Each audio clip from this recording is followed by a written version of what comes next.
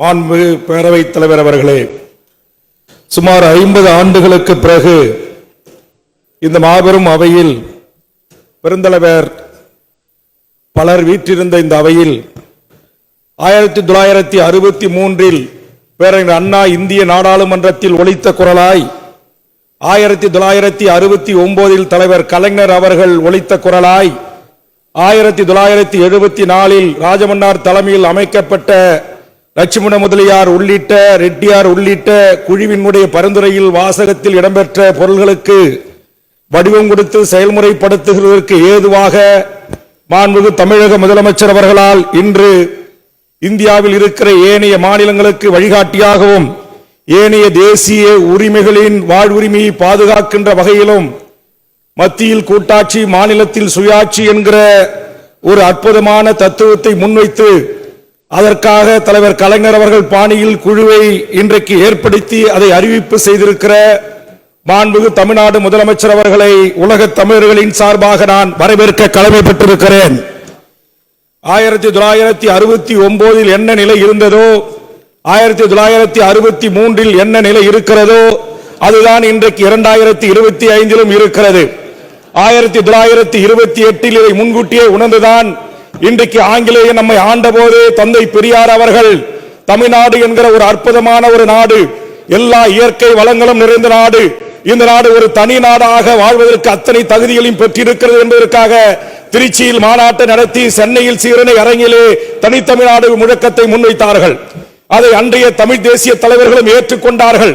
அதனுடைய தொடர்ச்சி நீட்சிதான் புலவர் கல்வி பெருமாள்களும் தமிழரசர்களும் இந்த நாட்டிலே ஒன்றிய அரசுகள் இந்திய அரசுகள் மாநிலங்களை இன்றைக்கு இந்திய சிறைகளின் கூடாரமாக நடத்துகிறது.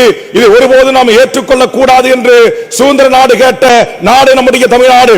ஆனால் இந்தியாவின் ஒன்றியத்தில் நாம் இருக்கிறோம், இந்தியர்கள் யாவரும் நாம் ஒன்று என்கிற தத்துவத்தை ஏற்றுக்கொண்ட பிறகு அண்ணாவும் தலைவர் கலைஞர் அவர்களும் திராவிட நாடு கோரிக்கை முன்வைத்தார்கள், மாநில சுயாட்சி கோரிக்கை முன்வைத்தார்கள். தன்னுரிமையை நோக்கிய தன்னுடைய தத்துவார்த்த கருத்துக்களை அம்புகளை நோக்கி வடநாட்டு ஆதிக்கர்களை எழுதினார் பேரறிஞர் அண்ணா அவர்கள்.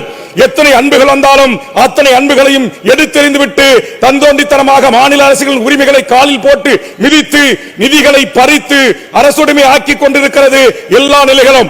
இன்று தொடங்கப்பட்டிருக்கின்ற நீட் வரையிலும் அன்று தொடங்கிய நம்முடைய கல்வி, மருத்துவம், சட்டம், கச்சத்தீவு என்று மாநில உரிமைகள் அடுக்கடுக்காக பறிக்கப்பட்டிருக்கின்றன.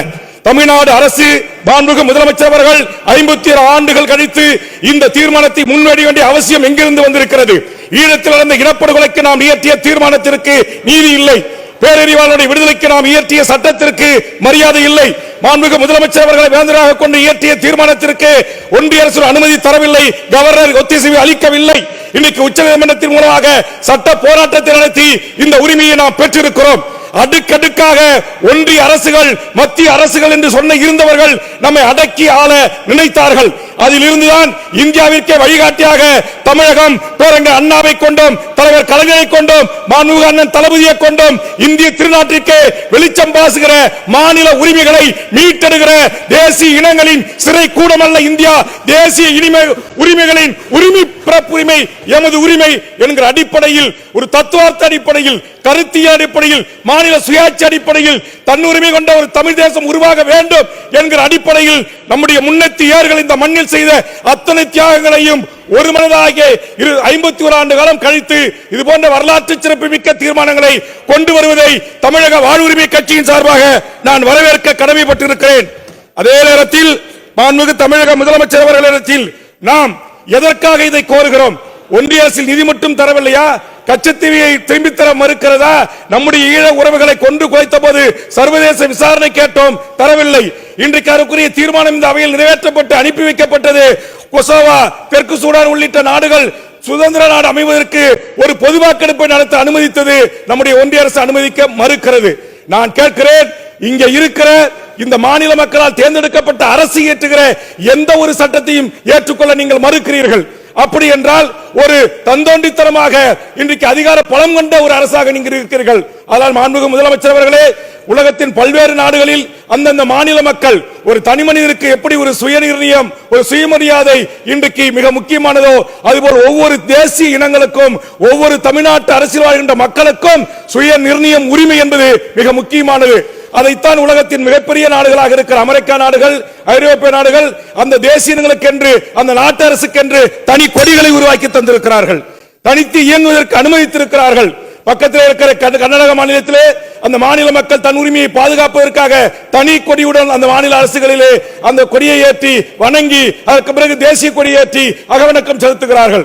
அதுபோன்று தமிழ்நாட்டு அரசுக்கென்று தனி கொடியும் தனித்த உரிமை கூடிய தன்னுரிமையின் கூடிய ஒரு சுயாட்சி உரிமையின் கூடிய ஆட்சி நிர்வாகத்தை நாம் நிர்மாணித்துக் கொள்வதற்கு வாய்ப்பை உருவாக்கி தருகின்ற முதல் படியாக இந்த தீர்மானத்தை தமிழக வாழ்வுரிமை கட்சி பார்க்கிறது.